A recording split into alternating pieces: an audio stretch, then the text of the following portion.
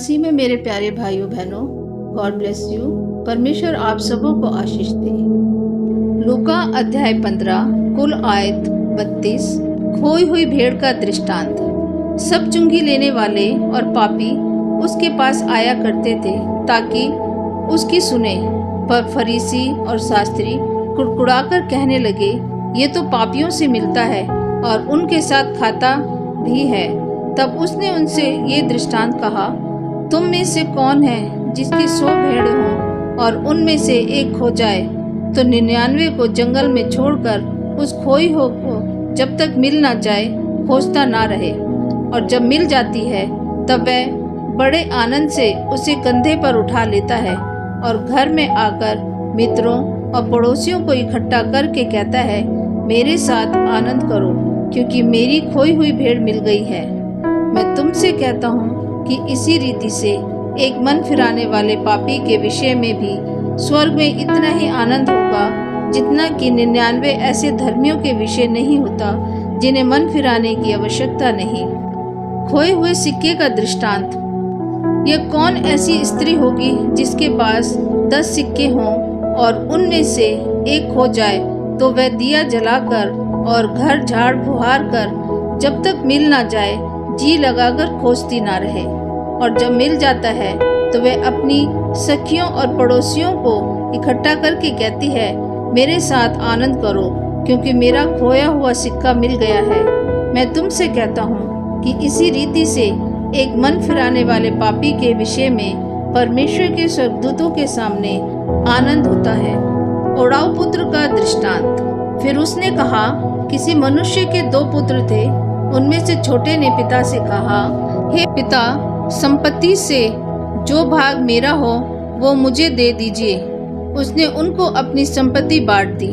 बहुत दिन न बीते थे कि छोटा पुत्र सब कुछ इकट्ठा करके दूर देश को चला गया और वहाँ कुकर्म में अपनी संपत्ति उड़ा दी। जब वह सब कुछ खर्च कर चुका तो उस देश में बड़ा अकाल पड़ा और वह कंगाल हो गया। इसलिए वह उस देश के निवासियों में से एक के यहाँ जा पड़ा। उसने उसे अपने खेतों में सूअर चराने के लिए भेजा और वह चाहता था कि उन फलियों से जिन्हें सूअर खाते थे अपना पेट भरे, और उसे कोई कुछ नहीं देता था। जब वह अपने आपे में आया तब कहने लगा, मेरे पिता के कितने ही मजदूरों को भोजन से अधिक रोटी मिलती है और मैं यहाँ भूखा मर रहा हूँ। मैं अब उठकर अपने पिता के पास जाऊंगा और उससे कहूंगा कि पिताजी, मैंने स्वर्ग के विरोध में और तेरी दृष्टि में पाप किया है। अब इस योग्य नहीं रहा कि तेरा पुत्र कहलाऊं। मुझे अपने एक मजदूर के समान रख ले। तब वह उठकर अपने पिता के पास चला। वह अभी दूर ही था कि उसके पिता ने उसे देखकर तरस खाया और दौड़कर उसे गले लगाया और बहुत चूमा। पुत्र ने उससे कहा, पिताजी, मैंने स्वर्ग के विरोध में और तेरी दृष्टि में पाप किया है और अब इस योग्य नहीं रहा कि तेरा पुत्र कहलाऊं। परंतु पिता ने अपने दासों से कहा, झट अच्छे से अच्छा वस्त्र निकालकर उसे पहनाओ और उसके हाथ में अंगूठी और पाँव में जूतियां पहनाओ और पला हुआ बछड़ा लाकर मारो ताकि हम खाएं और आनंद मनाएं, क्योंकि मेरा ये पुत्र मर गया था फिर जी गया, खो गया था अब मिल गया है। और वे आनंद करने लगे। परंतु उसका जेठा पुत्र खेत में था। जब वे आते हुए घर के निकट पहुंचा तो उसने गाने बजाने और नाचने का शब्द सुना।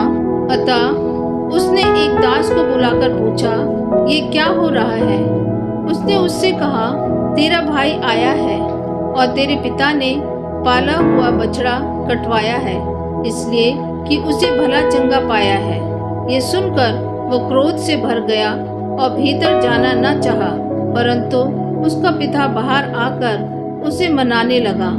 उसने पिता को उत्तर दिया, देख, मैं इतने वर्ष से तेरी सेवा कर रहा हूँ और कभी भी तेरी आज्ञा नहीं टाली, तो भी तूने मुझे कभी एक बकरी का बच्चा भी ना दिया कि मैं अपने मित्रों के साथ आनंद करता।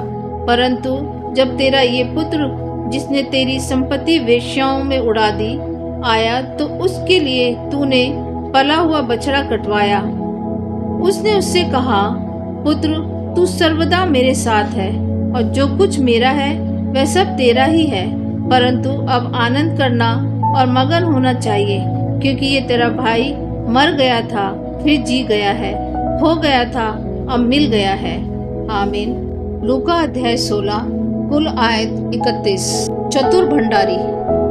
फिर उसने चेलों से भी कहा, किसी धनवान का एक भंडारी था और लोगों ने उसके सामने उस पर यह दोष लगाया कि वह तेरी सारी संपत्ति उड़ाए देता है।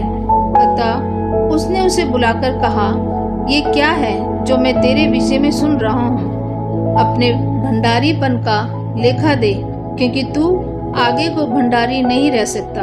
तब भंडारी सोचने लगा, अब मैं क्या करूं, क्योंकि मेरा स्वामी अब भंडारी का काम मुझसे छीन रहा है। मिट्टी तो मुझसे खोदी नहीं जाती और भीख मांगने में मुझे लज्जा आती है। मैं समझ गया कि क्या करूंगा, ताकि जब मैं भंडारी के काम से छुड़ाया जाऊं तो लोग मुझे अपने घरों में ले लें। तब उसने अपने स्वामी के देनदारों को एक एक करके बुलाया और पहले से पूछा, तुझ पर मेरे स्वामी का कितना कर्ज है? उसने कहा, 100 मन तेल। तब उसने उससे कहा, अपना खाता बही ले और बैठकर तुरंत 50 लिख दे। फिर उसने दूसरे से पूछा, तुझ पर कितना कर्ज है? उसने कहा, 100 मन गेहूं। तब उसने उससे कहा, अपना खाता बही लेकर 80 लिख दे। स्वामी ने उस अधर्मी भंडारी को सराहा कि उसने चतुराई से काम किया है, क्योंकि इस संसार के लोग अपने समय के लोगों के साथ रीति व्यवहारों में ज्योति के लोगों से अधिक चतुर हैं। और मैं तुमसे कहता हूँ कि अधर्म के धन से अपने लिए मित्र बना लो, ताकि जब वे जाता रहे तो वे तुम्हें अनंत निवासों में ले ले। जो थोड़े से थोड़े में सच्चा है वह बहुत में भी सच्चा है, और जो थोड़े से थोड़े में अधर्मी है वो बहुत में भी अधर्मी है। इसलिए जब तुम अधर्म के धन में सच्चे ना ठहरे तो सच्चा धन तुम्हें कौन सौंपेगा? और यदि तुम पराये धन में सच्चे ना ठहरे तो जो तुम्हारा है उसे तुम्हें कौन देगा? कोई दास 2 स्वामियों की सेवा नहीं कर सकता, क्योंकि वह तो एक से बैर और दूसरे से प्रेम रखेगा, या एक से मिला रहेगा और दूसरे को तुच्छ जानेगा। तुम परमेश्वर और धन दोनों की सेवा नहीं कर सकते। यीशु के कुछ उपदेश। फरीसी जो लोभी थे ये सब बातें सुनकर उसे ठट्ठों में उड़ाने लगे।